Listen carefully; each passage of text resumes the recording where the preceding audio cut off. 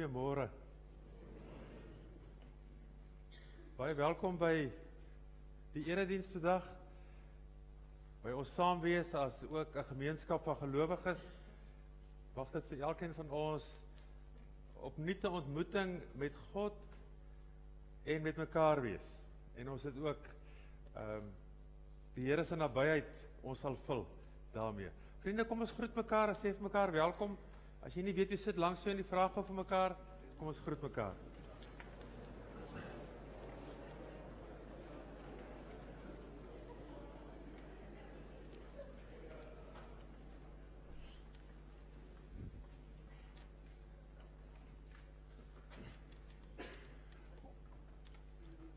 Ons gaan begin en twee lofliedere saam sing.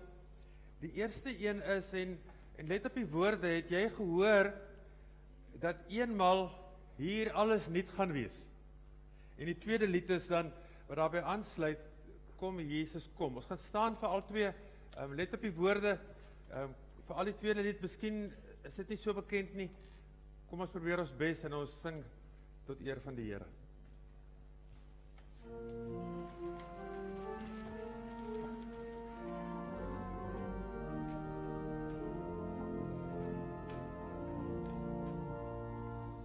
Het jy gehoor dat eenmaal hier alles niet sal staan, dat Jesus by sy weerkoms die dood finaal verslaan,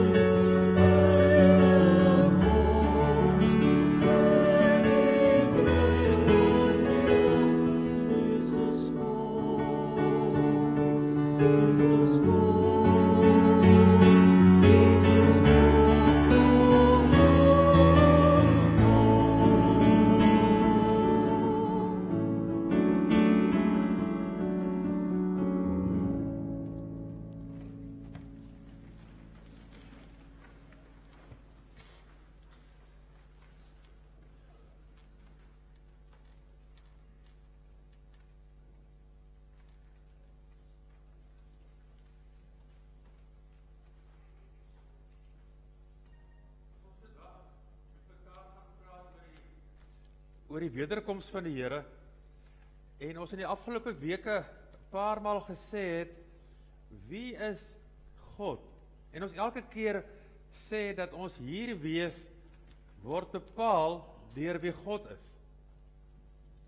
Dan wil ek vanoggend weer 'n keer hierdie erediens begin met die woorde van Deuteronomium in hoofstuk 6, waar daar staan: Hoor Israel, hoor gelowiges, die Here ons God is die enigste Here.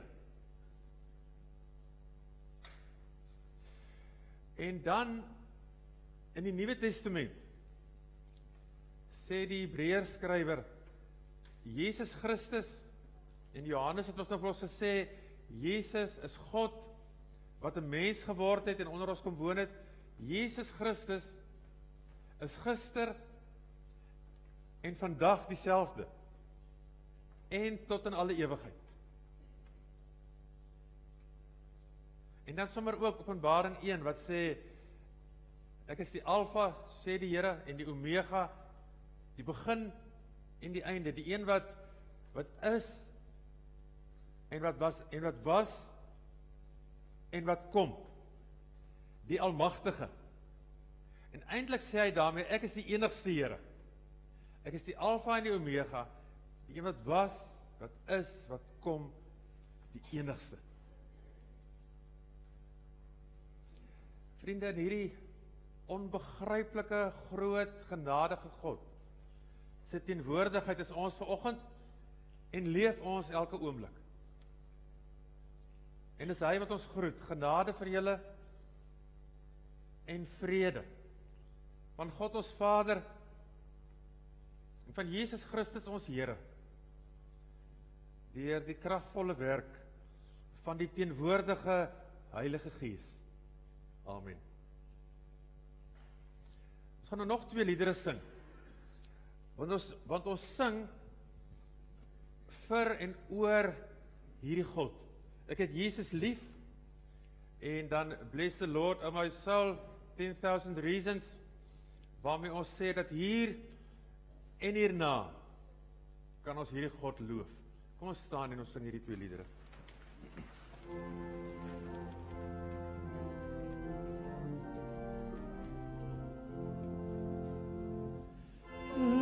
Jesus lief, hy is my lig en krag. Hy sal in nood en angs my nooit verlaat nie. Hy bly my redder, alle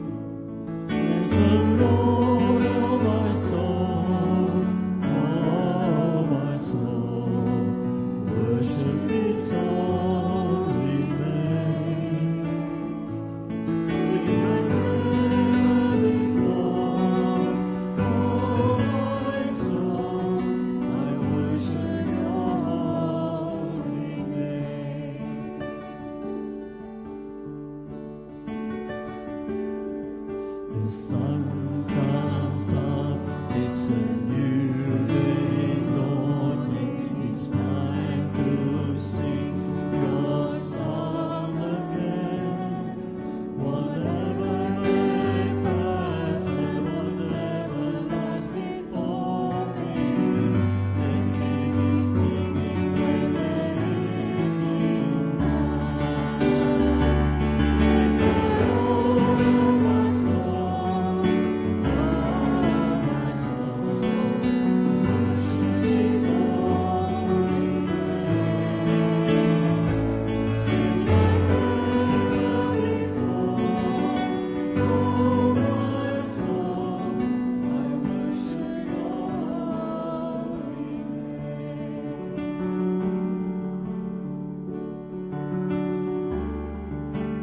Rich in love and Your soul to ever. Your name is great and Your heart is kind. For all Your goodness I will keep on singing. 10,000 praises for my heart to find. Bless the Lord, oh my soul, oh my soul, worship His holy name. Sing like never before, oh my soul, I worship Your holy name.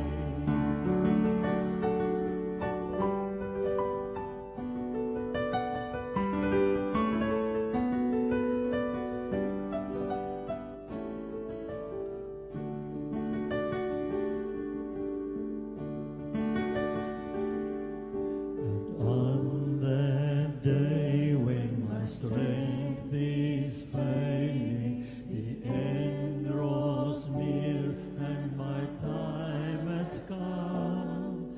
Still my soul will sing Your praise unending, 10,000 years and then forevermore. Bless the Lord, oh my soul, oh my soul, worship His holy name. Sing like never before, oh my soul, I worship Your holy name. I worship Your holy name. I worship Your holy name.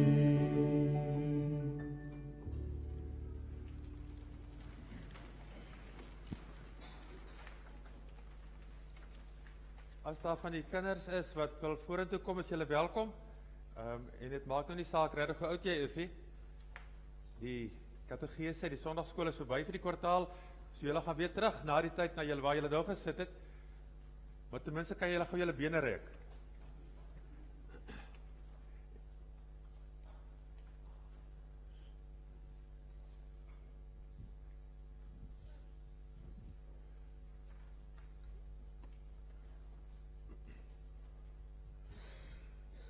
Hoe gaan dit met julle? En hierdie groot opening, sit bietjie nader aan mekaar. Anders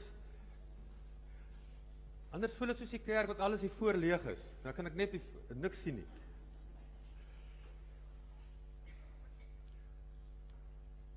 Amper vakansie.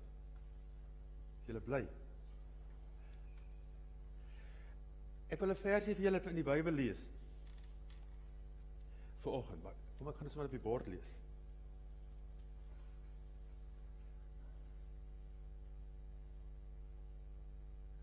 Gesê, hoe gaan? This is inside. Nee. 'n versie wat in die Bybel wat sê, ons leef in die verwagting. Dit beteken ons sien daarna uit dat daar 'n nuwe hemel en 'n nuwe aarde gaan kom wat God beloof het, waar die wil van God sal heers. Dis nogal 'n moeilike versie. So ek gaan dit probeer so verduidelik. Maak gou of julle nie die sekondewysers sien.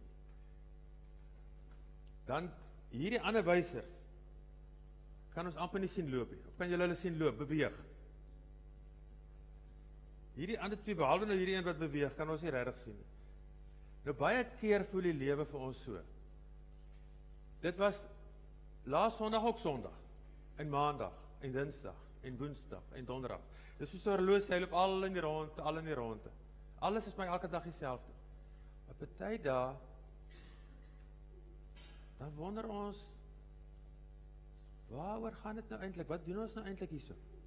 En dan wonder ons, wie is die Here? Wie is Jesus? Want baie keer voel dit vir ons of hy so stil staan, soos hierdie twee groot wysers.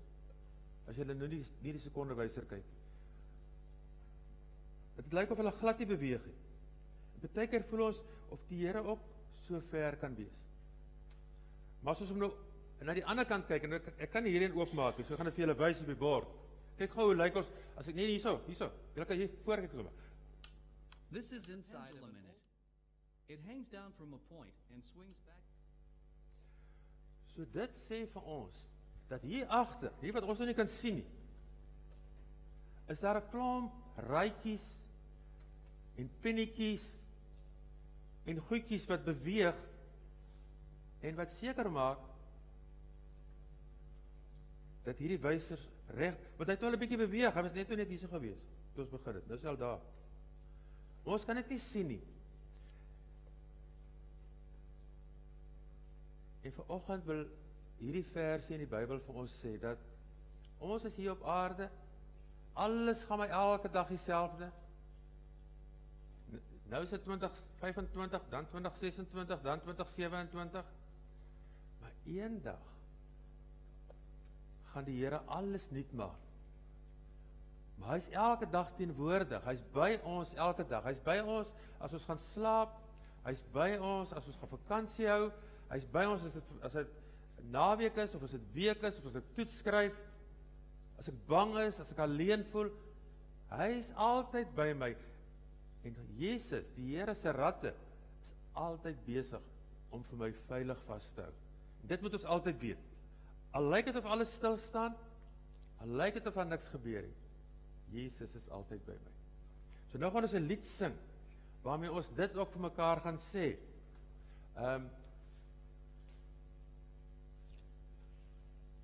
Kom ons staan en dan sing ons, hierdie Jesus, hierdie Here, is groot. Hy is bokant ons almal, maar hy is ook binne in ons almal, en hy is rondom ons almal. Kom ons sing Jesus groot bo almal. Kom ons staan almal.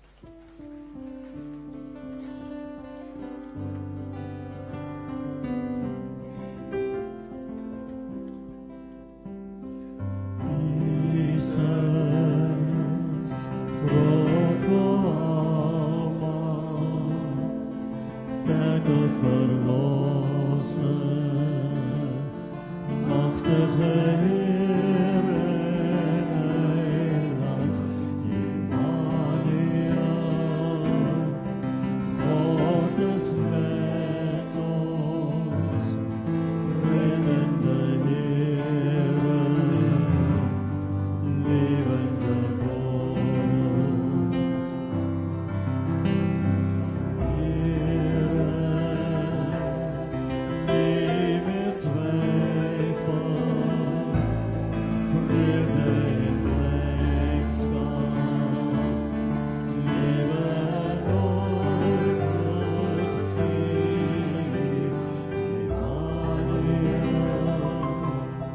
Emmanuel, God is met ons, reddende Here, lewende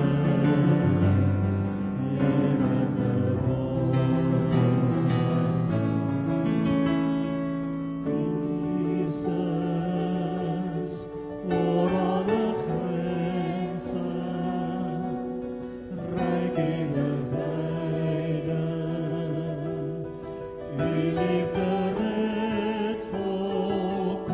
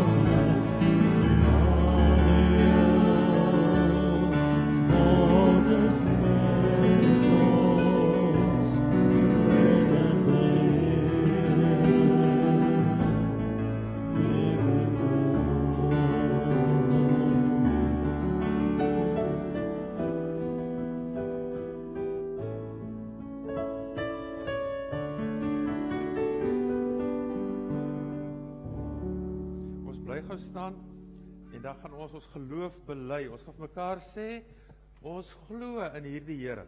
Ons kan hom nie sien nie. Ons kan nie sien wat doen hy altyd nie, maar ons glo in hom, ons glo hy is by ons. Ons het nou so 'n moeilike woord gesing, Immanuel. Dit beteken God is by ons. So kom ons sê vir mekaar en vir die wêreld en vir almal, ons glo in God. Ek glo in God die Vader, die Almagtige, die Skepper van die hemel en die aarde, en in Jesus Christus ons Here, anders van die Heilige Gees, gebore is uit die Maagd Maria, wat gelei het onder Pontius Pilatus, gekruisig is, gesterf het en begrawe is, en ter helle neergedaal het, wat op die derde dag weer opgestaan het uit die dode, wat opgevaar het na die hemel, en sit aan die regterhand van God, die Almagtige Vader, van waar hy sal kom om te oordeel, die wat nog lewe en die wat reeds gesterf het. Ek glo in die Heilige Gees. Ek glo aan 'n heilige, algemene Christelike kerk, die gemeenskap van die heiliges, die vergewing van sondes, die opstanding van die vlees en 'n ewige lewe. Baie dankie dat julle by ons was. Julle gaan nou vanoggend terug na julle banke toe, na julle ouers toe. Ons gaan nie vanoggend Sondagskool hê nie. So julle kan lekker met julle koppe teen julle ma en pa sit. En hierdie tyd, is dit ons tyd vir dankbaarheid, wat ons spesifiek dink daaraan, om dankie te sê, en dan ook ons dankoffer te gee.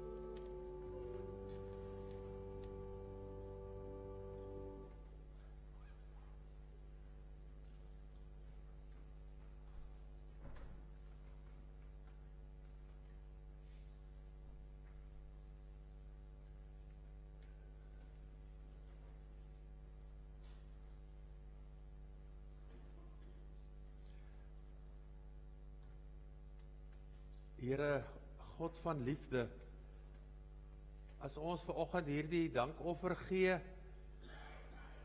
dan gaan ons gedagtes ook na u woorde in Romeine 12 wat sê ons gee onsself aan u as 'n lewende offer. En dan gee ons hierdie dankoffer om daarmee te sê, Here, ons het alles wat ons het, alles wat ons is 'n geskenk. Nie vir ons om te besit nie, maar vir ons om namens u te bestuur en te gebruik. om U sigbaar te maak in hierdie wêreld en ons dank aan U te bring. En dan dank ons U vir U grootheid, vir U godheid, vir U teenwoordigheid.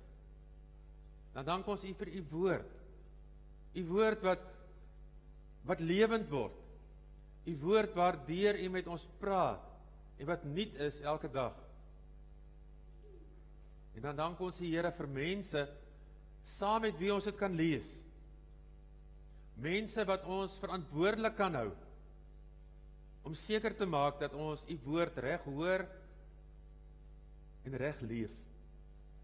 Wil U ook dit vanoggend doen, asseblief. Amen. En terwyl julle so bly sit, gaan ons nog 2 liedere sing.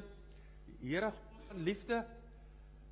Ons wil altyd in God se skade weer bly staan. En die tweede lied, Wees U my toevlug. Ons gaan vir al 2 liedere sit. Nie om net te luister nie, maar om dit regtig te sing, maar om ook stil te raak en die woorde te gebruik om net bewus te raak van waar ons is en wie ons is en wie God is.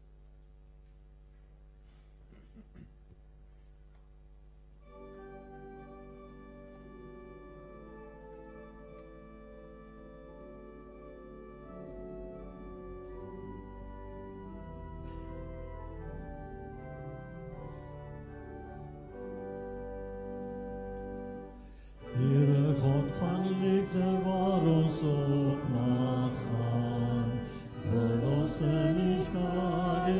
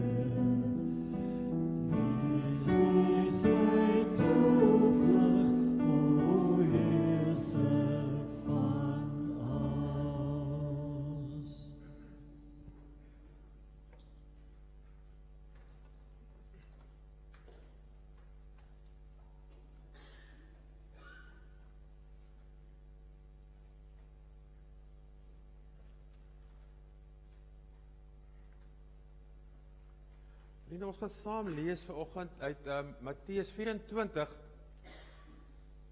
en ook 2 Petrus 3, maar ek gaan nie 2 Petrus 3 lees, ek gaan net 'n paar verse so deur die loop van die oggend aanhaal. So ons gaan nou Matteus 24 lees, maar om dit te begin lees, is dit belangrik om te weet dat toe Johannes met sy prediking begin, het hy vir die mense gesê, vir die Jode gesê, hulle moenie hulle hoop vestig op hulle afkoms, op die feit dat hulle Jode is nie, maar dat hulle nou deel is van God se nuwe koninkryk, en dat dit oor geloof gaan.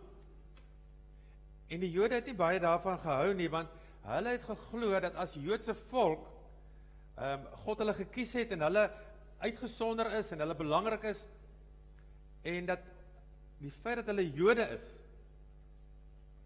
eintlik hulle redding verseker. En hoe meer Johannes daaroor preek, en hoe meer Jesus daaroor praat, hoe kwaader het hulle vir Jesus geword. Uiteindelik het hulle daaroor vir Jesus vermoor, om in die kruis opgehang. Maar dan op 'n stadium, nog voordat hy nou gekruisig word, sê Jesus dan vir hulle, dat ek gaan die tempel verlaat. Die tempel is nou juist die symbool van waar God is vir hulle. So hulle gaan na die tempel toe, om God daar te beleef. Toe sê die Here, ek gaan die tempel verlaat, ek gaan uitgaan uit die tempel uit. Want hierdie gebou in Jerusalem op Sionsberg, dit is nie meer alleen net daar waar ek is nie. Julle is my tempel, julle is die nuwe tempel, julle as gelowige mense. En nou lees ons Matteus 24 vers 1. Toe Jesus van die tempel af weggaan, het sy disippels nader gekom en sy aandag op die tempelgeboue gevestig.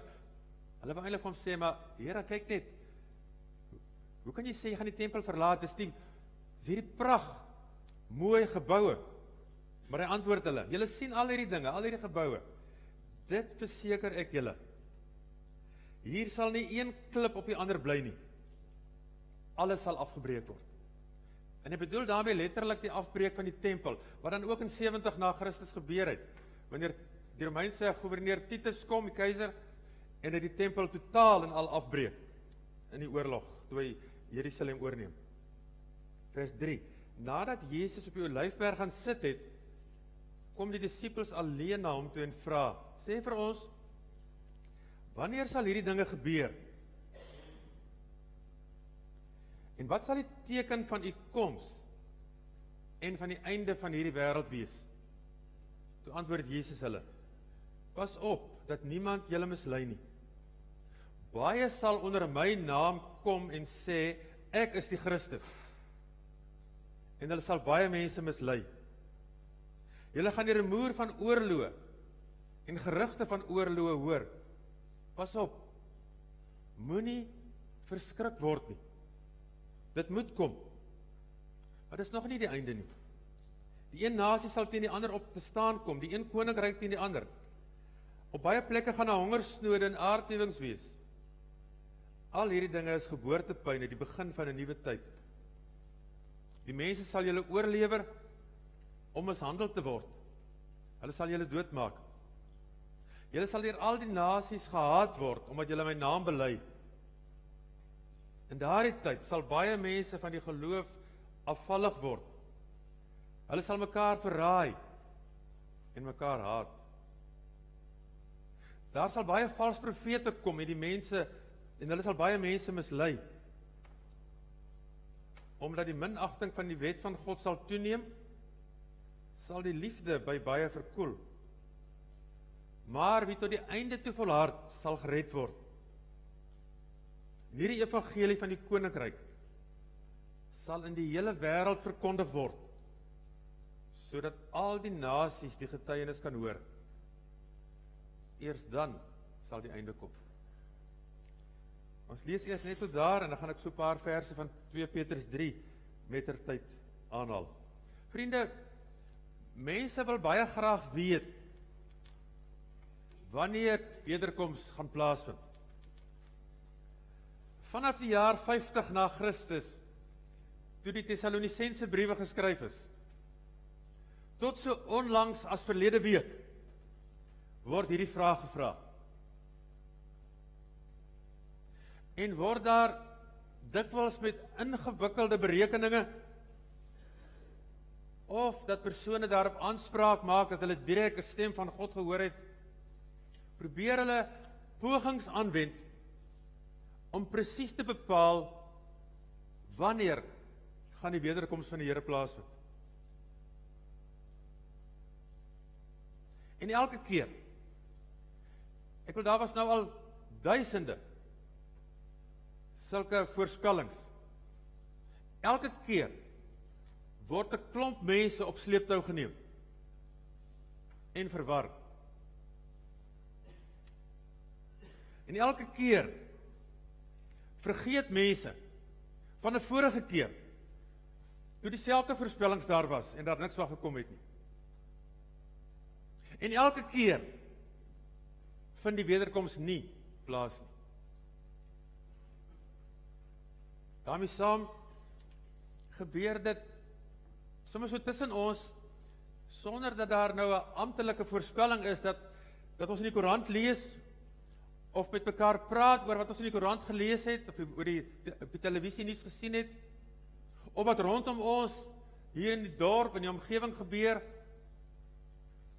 en dan hoor ons van nog 'n oorlog, en nog 'n droogte, en nog 'n aardbewing, en dan sê ons vir mekaar, die wederkoms, of die eindtyd, of die einde is nou baie naby. Het is nogal opvallend dat as ons hierdie uitspraak maak, die einde is nou naby, ons is nou in die einde, dat dit altyd is as gevolg van slegte goed wat gebeur. Van 'n oorlog, of 'n aardbewing, of 'n oorstroming. Op grond daarvan baie keer sê ons, die einde is naby. Stefan Joubert sê ergens, dit laat hom nogal dink aan sy hond. Want hy sê, die oomblik as sy hond iets vreemd sien, of iets nie verstaan nie, dan blaf hy. En dit laat my wonder of dit dalk is wat ons doen. Dit laat my wonder of ons dalk bang is vir wat aan die gebeur is in hierdie wêreld. En ek bedoel daarmee nie nou ons wat nou leef in hierdie eeu wat op die oomblik leef nie. Ek bedoel ook daarmee die mense wat 200 jaar terug en 400 jaar terug en hoeveel lang terug ook al geleef het. Want hierdie goed gebeur nie net in ons tyd nie. Dit het nog altyd gebeur en dit sal seker ook nog altyd gebeur. Is ons bang? Of is ons dalk opgewonde? Is dit dalk ons manier om te sê, ek kan nie wag om die nuwe hemel en die nuwe aarde te sien nie? Of vriende, is dit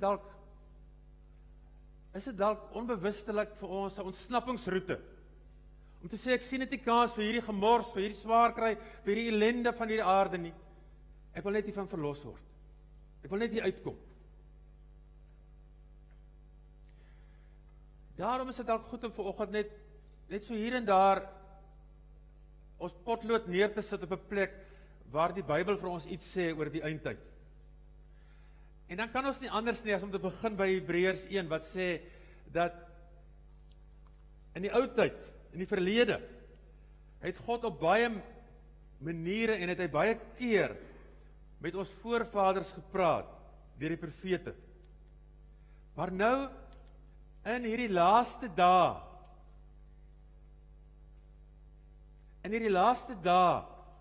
praat hy met ons deur die Seun. In hierdie laaste dae is die tyd wat ingelei is deur die koms van God se Seun, met Jesus se geboorte. Die eindtyd is die tyd van Jesus, is die tyd waarin ons verlos is van ons sonde, is die tyd waar ons in die voorportaal van die hemel staan, leef, is die tyd waar ons reeds die voorgereg smaak van die ewige maaltyd wat ons saam met Christus sal vier. Wat Hebreërs eintlik vir ons sê, dat die eindtyd, dis die laaste poging wat God aanwend om mense te kan red. Hy het die paradys probeer. Hy het vir Abraham probeer. Hy het die wet probeer. Hy het die profete probeer. Sy laaste uitweg is om sy seun te stuur. Dis die einde, dis die laaste tyd wat mense het om gered te word.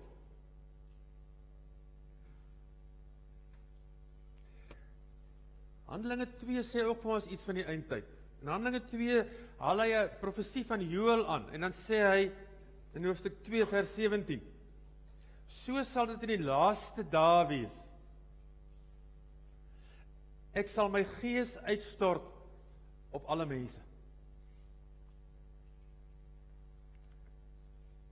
In die laaste dae sal ek my gees uitstort op alle mense. En die gees is uitgestort kort na Jesus se hemelvaart. Ons leef in die tyd, in die eindtyd, in die laaste dae, in die tyd van die Heilige Gees. In die tyd waar Jesus sê, as die Heilige Gees kom, sal julle krag ontvang. Nie om gerieflik te lewe nie. Sal julle krag ontvang om my getuies te wees in Somerset-Wes en in die Weskaap en in Suid-Afrika en in Afrika en in die hele wêreld.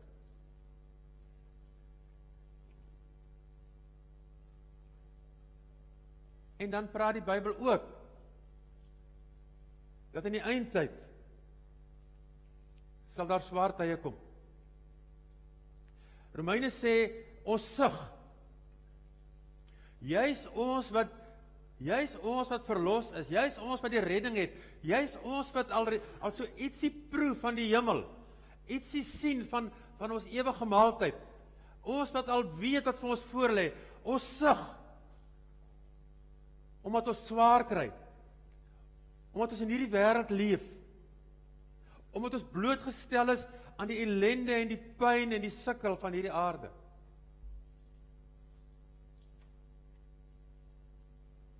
Dis juis vir ons swaar. Maar vriende, dis nie die eindtyd. Die eindtyd word nie gekenmerk deur aardbewings en gerugte van oorloë en van al daai goed nie. Die eindtyd word gekenmerk daardeur dat Jesus gekom het om mense te verlos en dat hy die Heilige Gees gee vir die verloste mense sodat hulle die evangelie aan ander mense kan oordra. En een van die mees betekenisvolle verse in die Bybel vir my is Johannes 16 vers 33. In hierdie wêreld sal julle dit moeilik hê. Maar hou goeie moed, want ek het die wêreld reeds oorwin. Nou as ons in Openbaring lees, dan word daar gepraat van die 7 seels, en die 7 trompette en die 7 bakke. En elkeen van daai reekse van 7 goed, dui juis hierdie wêreld aan. Die oorlog, die hongersnood, die uitbuiting, al die slegte goed. Dis hoe hierdie wêreld lyk.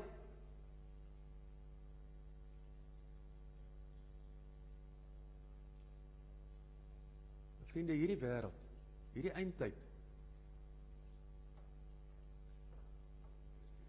Hierdie eindtyd is ook die tyd waarin die Here vir die mense van hierdie wêreld, die ongelowige mense, waarin hy vir hulle die geleentheid gee om tot bekering te kom. 2 Petrus 3 vers 9 sê, die Here stel nie die vervulling van sy belofte uit nie, al dink party mense so. Nee, hy is geduldig met julle, omdat hy nie wil hê dat iemand verlore moet gaan nie. Hy wil hê dat almal hulle moet bekeer.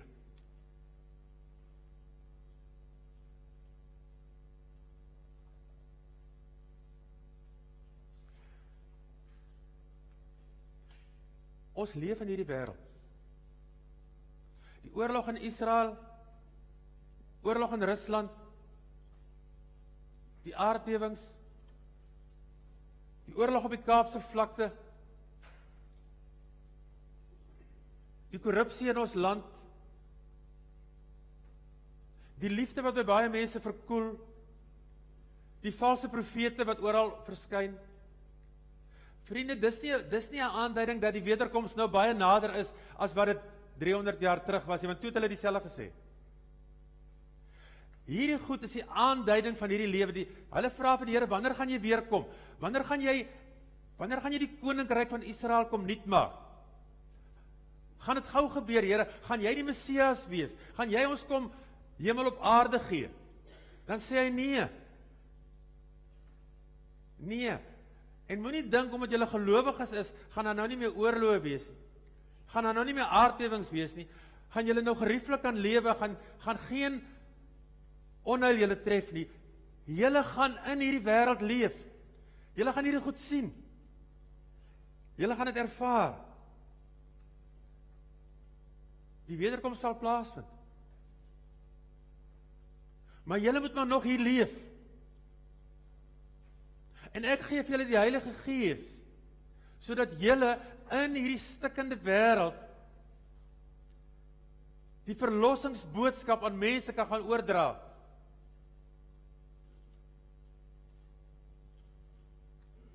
Maar ja, dit is ook die tyd waarin ek en julle, ons as gelowige mense, in hierdie wêreld kan uitsien na die oorwinning. Daarom sê hy, hierdie goed wat gebeur, al hierdie slegte goed, is nie 'n teken daarvan dat die einde nou oor 'n paar maande of jare gaan gebeur nie. Is nie 'n aanduiding daarvan dat jy nou kan begin sommetjies maak nie. Dis geboortepyne. Dis geboortepyne.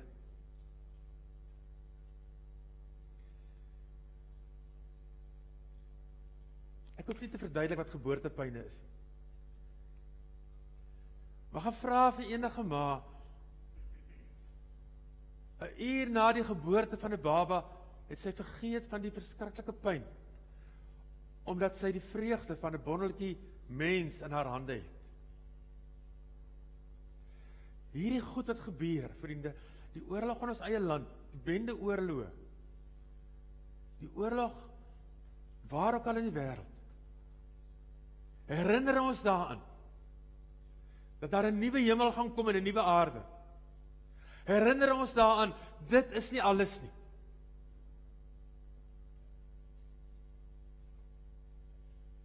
Dit is hoekom ons 10.000 redes het om te sing. Want ek weet dat ongeag hoe dit hier gaan, niks kan my skei van die liefde van God nie. Hy het dit reeds aan my bewys. Die swaar kry is nie die tekens van die tye nie. Dis geboortepyne. Dit is die herinnering. Moenie te tuis raak in hierdie wêreld nie. Moenie begin leef met die waardes van hierdie wêreld nie. Wees maar vreemdelinge. Staan maar uit. Ons is op pad na 'n ander plek. So die volgende vraag is dan nou, is die datum van die wederkoms reeds bepaal?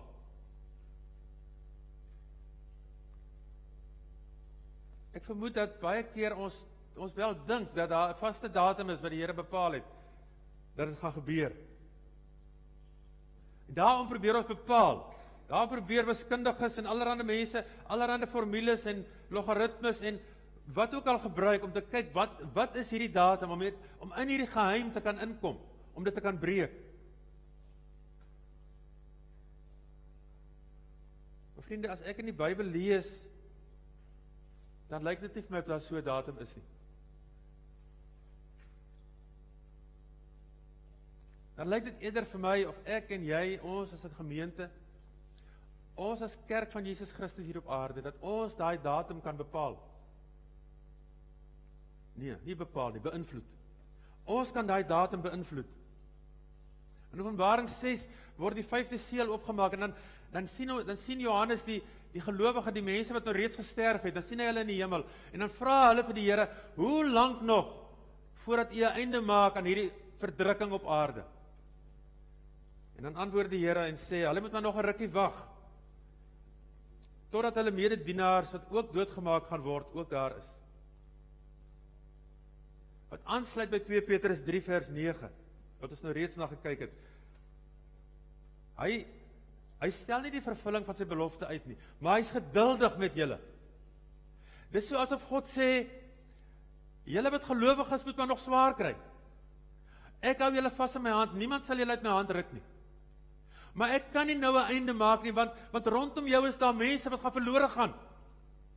Rondom jou is daar mense wat op die oomblik glad nie van God weet nie, en moor en steel en wat ook al doen. En ek wil nie hê hulle moet hel toe gaan nie. Ek gee vir julle nog 'n geleentheid om aan hulle die evangelie uitdra. Ek gee vir hulle nog die geleentheid om te reageer daarop. Dieselfde in Openbaring 9, daar hoor, word die trompette geblaas, en dan gebeur die verskriklikste goed. En dan sê die gelowiges, maar hoe gaan ons staande bly? En dan kry Johannes die antwoord, die vraag is nie, hoe gaan julle staande bly nie? God sal julle vashou.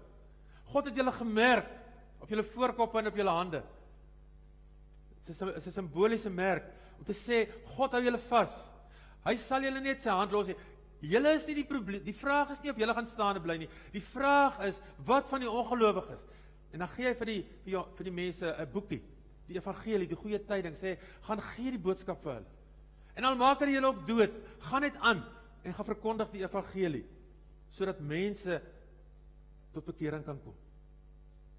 Vriende, die Here wag. Die Here wag om terug te kom. Terwille van die sondaars. Sodat hulle ook tot bekering kan kom. Want hy is lief vir hulle. Hy het hulle immers gemaak na sy beeld. En hy wil hê dat hulle hom moet herken. Die eindtyd. Die tyd tussen na Jesus se geboorte, na die uitstorting van die Heilige Gees, die tyd waar ons sug, hierdie swaarkry tyd, die tyd in hierdie wêreld waar ons bywoners is die tyd waar ons die evangelie moet gaan verkondig. Is die tyd waarin ons die evangelie so moet leef, dat die wêreld na ons toe sal kom en sê, ons het gesien, God is by julle, julle is anders. Vertel vir ons, hoe doen julle dit? Ons sien Christus in julle. God stel sy koms uit, terwille van die sondaars. En dan 2 Petrus 3 vers 12. Letterlik, hierso staan in ons Bybel staan daar, dat leef in die verwagting van die dag van God, en beywer julle daarvoor. Letterlik, en soos dit ook in die 2020 vertaling vertaal, letterlik staan daar, ons is mense wat 'n heilige lewe lei, en Godvreesend leef, wat na die aanbreek van die dag van God uitsien, en dit probeer bespoedig. Jy sien, God stel dit uit, terwille van die sondaars. Ons kan dit bespoedig, deur die evangelie uit te dra aan mense, sodat mense dit kan hoor.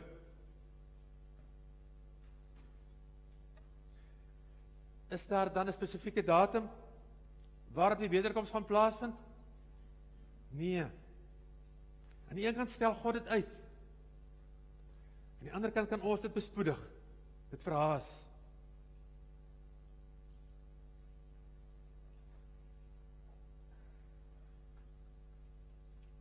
Soos die gelowiges in die eerste eeu na Christus, leef ons ook in die eindtyd, en wag ons op die wederkoms.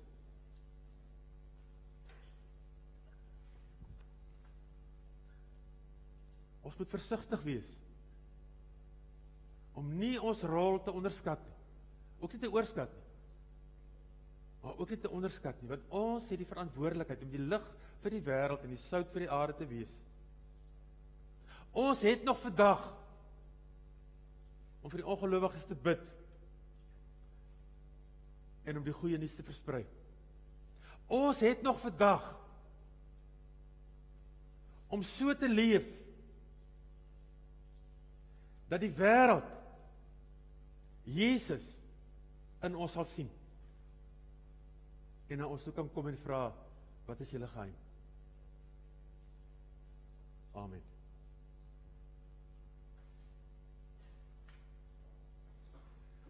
Here, God van liefde, waar ons ook al gaan, en wat ons ook al ervaar in hierdie wêreld, 'n stikkende wêreld, wil ons altyd in U skaduwee bly staan. Dankie Here dat ons kan weet, dat as ons met die krag van die Heilige Gees gehoorsaam is aan U om hierdie evangelisasie opdrag uit te voer, ons ook dan in U skaduwee sal kan bly staan, in U hande vasgehou sal word.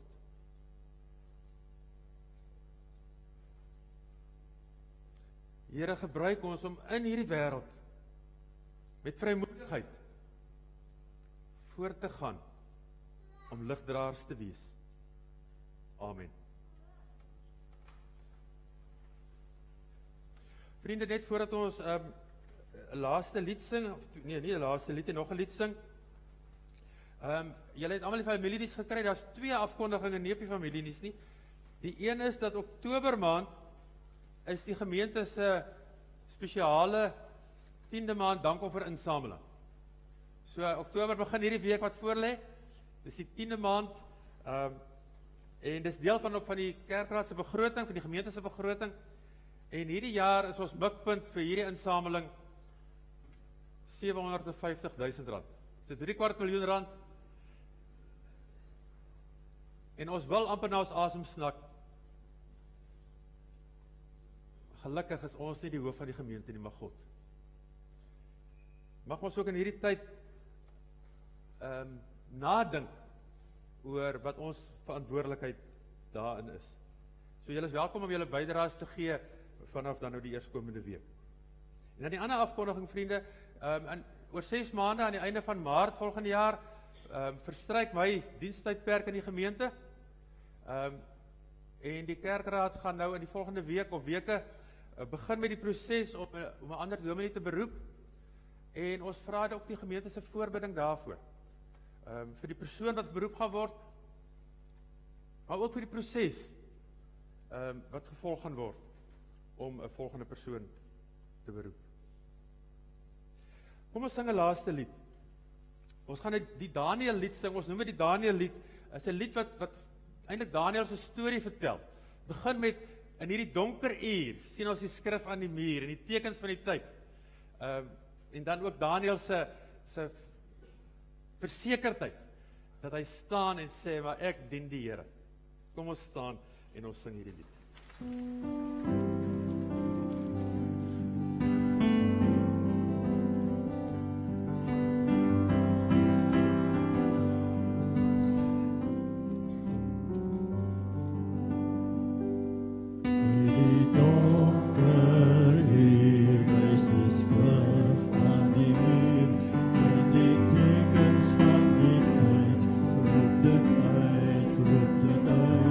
Wie zal staan, wie zal schreeuwen?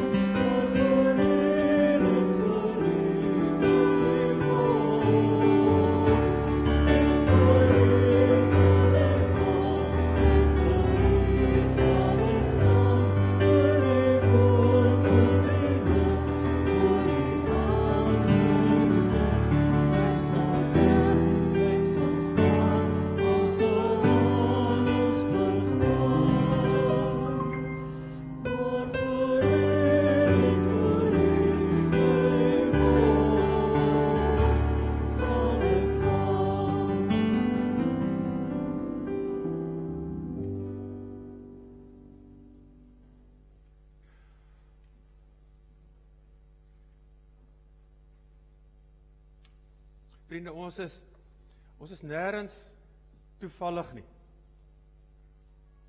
Waar ons is,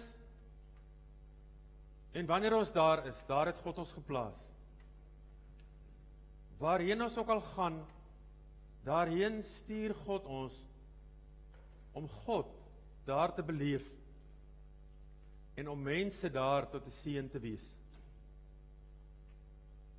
Kom ons sing, Here ons God, voor ons na huis toe gaan, en daarna sal ek die seën uitspreek.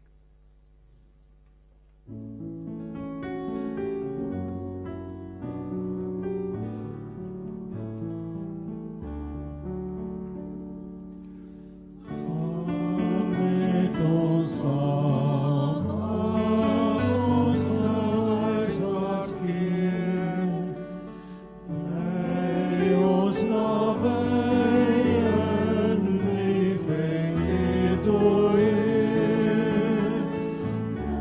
Laat ons daar buiten tot 'n seën wees, omdat U ons verseker deur U Gees.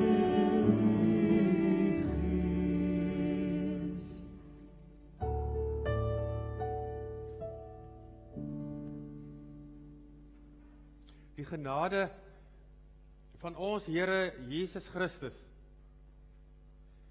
en die liefde van God en die gemeenskap, die nabyheid van die Heilige Gees sal met julle elkeen bly en met ons wees.